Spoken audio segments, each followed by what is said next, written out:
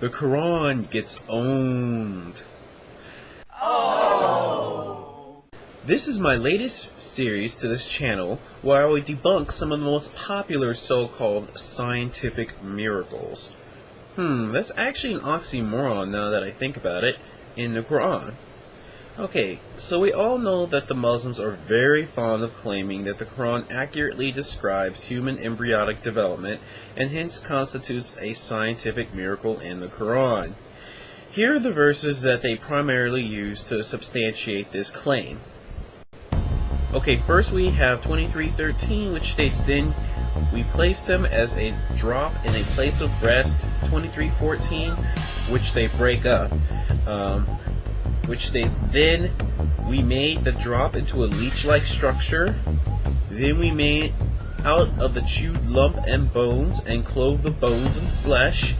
Then we developed out of it another creature, and he gave you hearing and sight and feeling and understanding." Then we have 32:9, which states, "Then out of a piece of chewed flesh, partially formed and partially unformed, and we caused whom we will to rest in the wombs for an appointed term." Then 39:6, which states, "He makes you in the wombs of your mothers in stages, one after another, in 3 veils of darkness." You know, whenever someone criticizes Islam, one of the most common arguments that is made is, "Oh, you're taking it out of context." Yet, context seems to go out the window when talking about miracles. For example, in 23:13 is a common verse to use, but what they fail to quote is the verse right before it, which is 23:12, which states, "Verily we have created man from a product of wet earth." Now, anyone with even a marginal understanding of embryology or science should know that this is wrong. There's absolutely no stage in which the embryo is a product of wet earth. They also conveniently left out 86:5-7, which states, "Now, let man but think from where he is created. He is created from a drop emitted proceeding from between the backbone and the ribs." Now, hopefully everyone knows that semen does not come from between the backbone and the ribs, but from your testes. Now, the most common Muslim defense to this is, "You don't know Arabic! You don't know Arabic! You don't know Arabic!" What that actually meant was the blood that makes the semen comes from the ribs. But this can easily be debunked if we look at the tafsirs.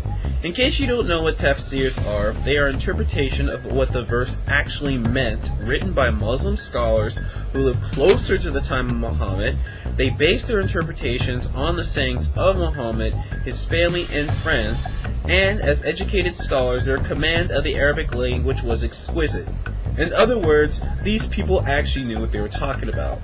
Anyway, if we look at Tafsir bin Kathir, it says, "He was created from a water gushing forth," meaning the sexual fluid that comes out bursting from the man and the woman. Thus, the child is produced from both of them by permission of Allah. In other words, nut, not blood.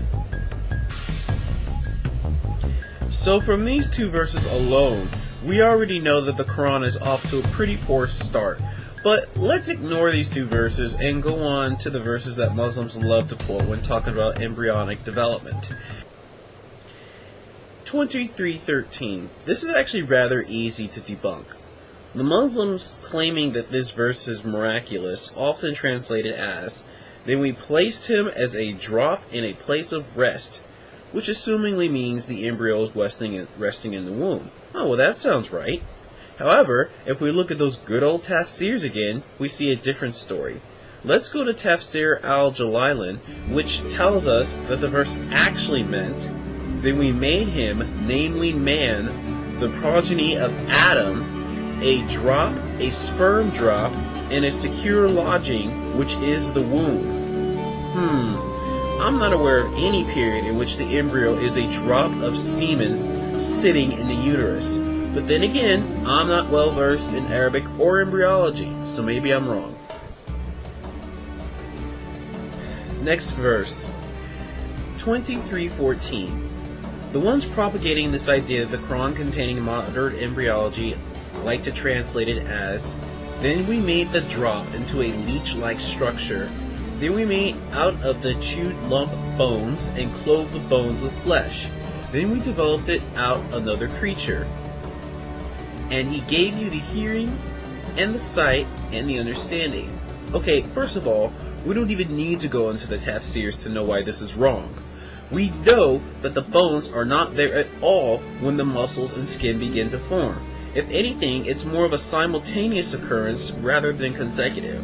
There's never, ever, ever a stage where there's a skeleton and it gets clothed with flesh. And we also know that Galen, who was a Greek doctor that lived around 500 years before Muhammad, made the exact same mistake. Now, many of you may be saying, well, how did Muhammad get this Greek knowledge? I'll give you a name. Harith bin Kalada. He was close to Muhammad. He was even the one who designated Abu Bakr's illness due to poisoning. He received his medical training in the Sassanid Empire, and as we all know, the Sassanids were well versed in Greco-Roman medicine. Okay, next verse. 32:9. Then out of a piece of chewed flesh, partially formed and partially unformed, and we cause whom we will to rest in the wombs for an appointed term.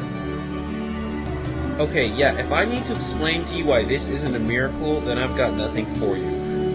Next verse. The final verse, often touted to prove the miraculous nature of Quranic embryonic development, is 39:6. He makes you in the wombs of your mothers in stages, one after another, in 3 veils of darkness. Okay, the idea of embryonic development occurring in stages is nothing new. And for those of you who have been keeping up, should already know where he got this from: the Greeks. Hippocrates and Galen both describe embryonic development as occurring in stages. Well, that's enough ownage for one day. Stay tuned for more debunking of so-called scientific miracles in the Quran in my series, The Quran Gets Owned.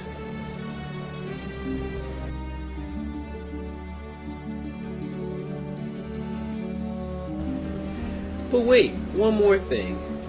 What about Keith Moore? Many Muslims, when propagating the embryology of the Quran, quote Keith Moore as a leading Canadian scientist who made this statement. It has been a great pleasure for me to help clarify statements in the Quran about human development. It is clear to me that these statements must have come to Muhammad from God or Allah, because almost all of this knowledge was not discovered until many centuries later. This proves to me that Muhammad must have been a messenger of God or Allah. They are very fond of using this quote over and over. Besides this being an argumentum ad verecundium, logical fallacy, there are several concerns that I would like to point out. First of all, we know that Mr. Moore was flown free of charge first class to Saudi Arabia, where he then stayed in the finest hotels prior to making this statement. Second, didn't that statement seem to be prepared by someone else? I mean, it's just my speculation. And third, if he really believed what he was saying, then why hasn't he taken Shahada? If he did, where's the footage of it? Certainly a leading scientist taking Shahada due to miracles in the Quran would have been videotaped. Where are the 2 witnesses required by Islamic ritual if he took Shahada? It all seems a bit fishy to me, if you know what I mean.